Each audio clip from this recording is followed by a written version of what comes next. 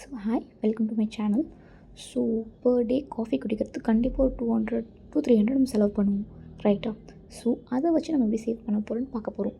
So per day 200லேருந்து 300 save பண்ண முடிஞ்சவங்க இந்த method try பண்ணலாம், ஓகேவா? ஸோ மந்த்லி 30லேருந்து 31 டேஸ் இருக்கும்.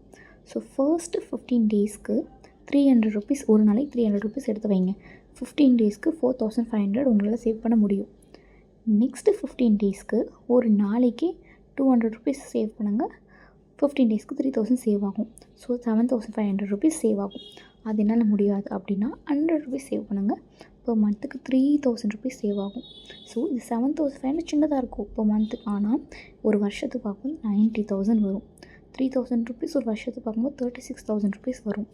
ஸோ இந்த அமௌண்ட்டில் நீங்கள் அதை இன்வெஸ்ட்மெண்ட் பண்ணலாம். இல்லை இந்த 90000 போட்டிங்கன்னா ஒரு கோல்டு எடுக்கலாம். ஒரு சவரன் கோல்டு வந்து கண்டிப்பாக 12000 டச் பண்ணிவிடும். இல்லைனா 36000 ஆஃப் சவரன், கால் சவரன் எடுக்கலாம். ஒரு மியூச்சுவல் ஃபண்ட்ஸில் இன்வெஸ்ட் பண்ணலாம். இல்லை வேறு கோல்டு காயின்ஸ் வாங்கலாம். ஸோ இந்த மாதிரி என்ன வேணால் நீங்கள் ட்ரை பண்ணலாம். ஸோ இந்த பேஜை நீங்கள் ஸ்க்ரீன்ஷாட் எடுத்துக்கோங்க. ஜஸ்ட் பேசிக் தான், ஒரு நாளைக்கு எடுக்கணும், அவ்வளோதான்.